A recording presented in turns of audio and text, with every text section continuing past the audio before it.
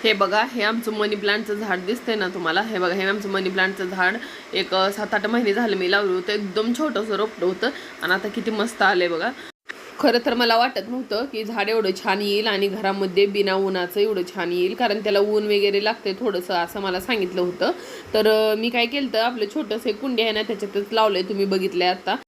तर मला आता ना टिफिनसाठी बनवायची होती भेंडी, सुकी भेंडी. तर त्याच्यासाठी ना 2 कांदे वगैरे कट करून घेतले आणि थोडासा लसूण ठेचून घातलेला आहे आणि हळद, थोडीशी जिऱ्याचा तडका दिलाय आणि भेंडीची भाजी इकडे तयार होत आलेली आहे माझी. तोपर्यंत ना मला एक म्हणजे बटाटा आणि वांग्याची मिक्स भाजी एक बनवायची होती नाश्त्यासाठी. कारण नाश्त्यासाठी आज मी काय पोहे वगैरे बनवले नव्हते. म्हणलं आता वेळ कमी आहे तर भाजी चपातीचा नाश्ता पण करावा, म्हणून 2 भाज्या बनवायच्या असं ठरवलं आणि भाजीची एक तयारी करून घेतली. भाज्या वगैरे झाल्या आणि मला आज मनी प्लांटची स्वच्छता पण करायची होती. ते म्हणजे स्वच्छता म्हणजे काय, जी काय माती आहे ना ती काढून दुसरी माती ह्याच्यामध्ये मी ऑलरेडी घातलेली आहे. पण फक्त त्याला थोडंसं म्हणजे पाणी वगैरे सारखं ओतावं लागतं. स्प्रे केलं ना 1-2-3 दिवस झालं त्याला. त्याच्यामुळे त्याच्या झाडावरती ना अशी धूळ जमल्यासारखी झाली आहे बघा. आणि त्याच्यामुळं म्हणलं सगळे अगोदर कामं वगैरे आता सगळी घरातली माझी झालेली आहेत. किचन वगैरे पहिले स्वच्छ करून घेतलं आणि त्याच्यानंतर म्हणलं ही जी काही उरलेली कामं आहेत ते आपण निवांत करू शकतो. तर सकाळची सगळी रुटीनची देवपूजा, झाडू, फरशी झालेलं आहे.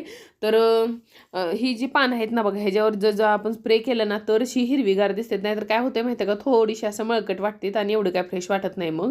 आणि मनी प्लांटला असं रोजच्या रोज जर आपण स्प्रे केलं ना तर एकदम हिरवंगार आणि फ्रेश दिसते पण, आणि लवकर लवकर वाढायला पण मदत होते बघा. आता माझं ना मनी प्लांट जवळजवळ पूर्ण ही जी रॅक आहे ना त्याच्यावरतीपर्यंत वाढलेलं आहे पर्यंत. आणि त्याला ना मी रोज थोडंसं पाणी पण देत असते आणि म्हणजे एकदम निसर्गाच्या वातावरणात असल्यासारखं पण आहे, कारण खिडकीतून त्याला ऊन वगैरे काय हवं आहे ते सगळं भेटते त्यामुळं.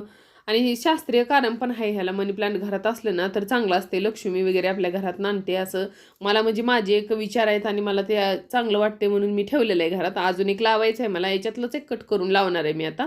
तर आणि हे झाड आहे ना मी काय नर्सरीतनं वगैरे आणलेलं नाही.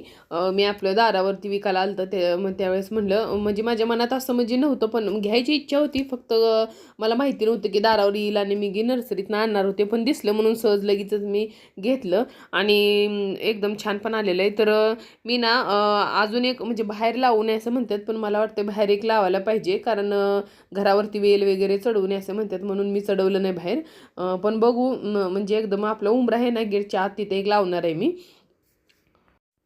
तर आता ना मला बनवायची होती बघा भाजी. इथं तर भाजीसाठी इथे सगळं चिरून वगैरे घेतलेलं आहे आणि बटाटे आणि वांगे हे दोघांची मिक्स भाजी करायची आहे. तर त्यासाठी सगळा असा मसाला टाकून घेतलेला आहे, जे काय आपले बेसिक मसाले आहेत ते टाकून घेतलेले आहेत. कांदा वगैरे भरपूर टाकलेला आहे, धना पावडर हे सगळं टाकून ना एक 4 ते 5 मिनटं वाफ दिले. जास्त काय शिजू द्यायचं नाही, नाहीतर थोडेसे असे भाजीला ना असं जास्त पाणी सुटलं ना तर टेस्ट लागत नाही. तर थोडंसं फक्त शिजूच तर ना थोडं एक शिंतडा दिलता मी पाण्याचा, त्याच्यात मस्त अशी शिजून निघलेली आहे भाजी.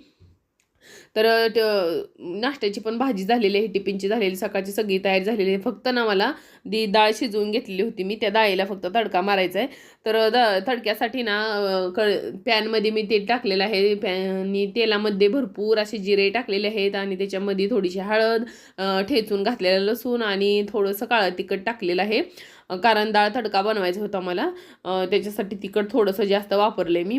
आणि थोडासा कढीपत्ता घातला आहे आणि ते एक चरचरून झालं की आपली शिजवलेली डाळ असते ना त्याच्यामध्ये मी टाकून घेतले आणि मस्त असा डाळ तडका पण तयार झाला आहे. तर भेटूया माझ्या उद्याच्या नेक्स्ट व्हिडिओमध्ये. तोपर्यंत बाय.